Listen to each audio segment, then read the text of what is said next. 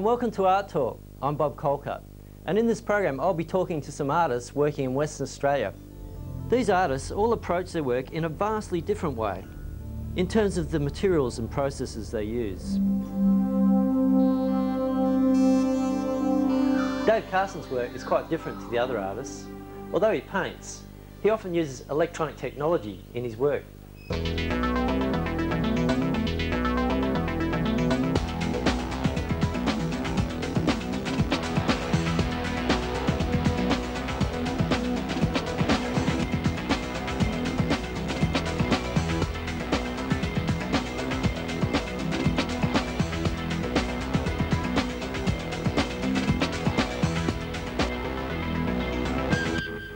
Hi David, and welcome to the program. Yeah, thank you. All around us is evidence of all your computer imagery. What made you start using computers in the first place? Okay, well I think prior to '96 I'd never even touched one. In fact I was had a bit of a phobia about it. I wasn't really interested. But I made a visit to Kalgoorlie, to the super pit, and was really knocked out by it. And we took that as a basis for an idea which became an exhibition called Geoderma. Geoderma was an exhibition that opened at the Festival of Perth as a Festival of Perth exhibition at Pika, and it featured a lot of things in 3D, and by 3D I mean stereoscopic, so you wear glasses and it looks real.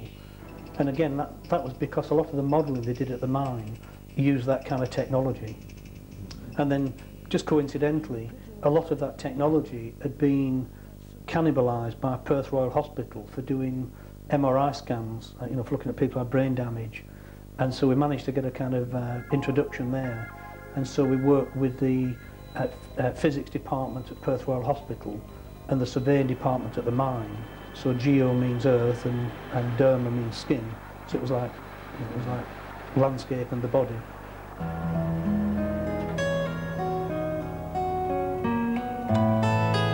I'm currently working on a project called Skylab, which is another, it's not really multimedia that we do, it's like intermediary, so we work between video, sound, painting and still imagery, and you know, we usually work on a theme because we find it interesting, and currently we went down to Esperance in fact on a side trip from Kalgoorlie, and we're asked to give a slideshow at the gallery there, and while we were in Esperance we went to the museum, and it turned out that when the American spacecraft, the space station crashed, it crashed in Esperance, and that just seemed like the most surreal and bizarre thing, that in this little museum, this little town in, you know, south coast of Australia, was all the remnants of the American space station, and that got us thinking.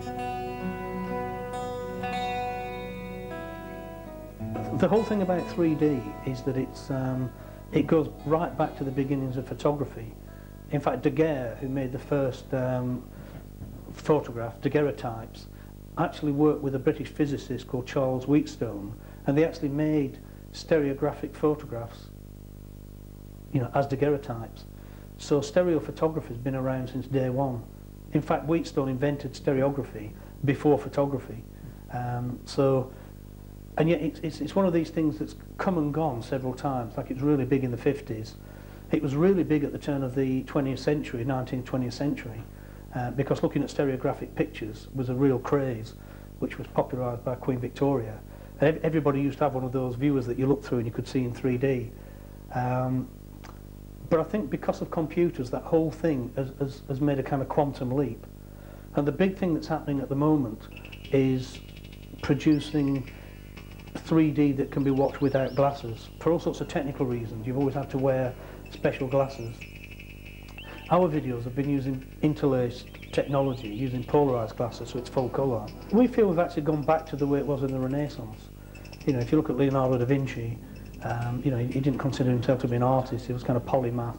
He was involved in lots of different things. He was basically trying to understand more about the world that we live in. You know, his drawings weren't kind of just there for aesthetic purposes, they were an investigation. Part of Geoderma was also looking at the sort of history of perception. That's why we had paintings, still photographs, 3D photographs and 3D video, as if you like a kind of survey of the way that humans perceive things. And so we quite like the idea that when we were looking at the stereoscope, which was how you see still images in 3D. We wanted an image from, if you like, from the history of you know, museums as well, so the image went with the technology, if you like. The figure removes the bones from the arms, and the ceremony is over.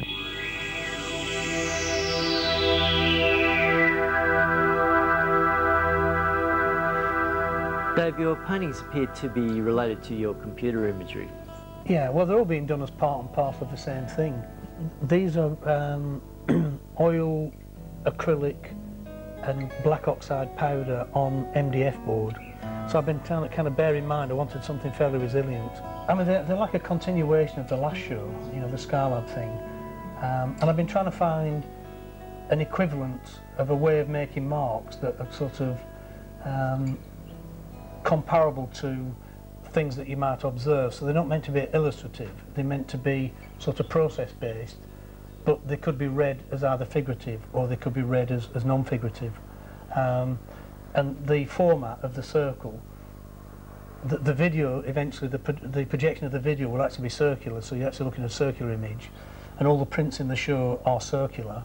And I suppose in these things I've tried to come up with a method of working that operates the same way that nature does. For example, if you look at you know, if you look at these things, there could be weather patterns, just the way the clouds are moving around the Earth, or if you look at the way that the continents are formed, you know, the tectonic plates and the way that they separate and move. You know, I've sort of come up with a way of painting that works in exactly the same way. And again, that harks back to, you know, Skylab. A lot of the Skylab space station was looking at you know, solar activity and astronomical activity, and another influence had been looking at a lot of images, you know, that were documented on Skylab.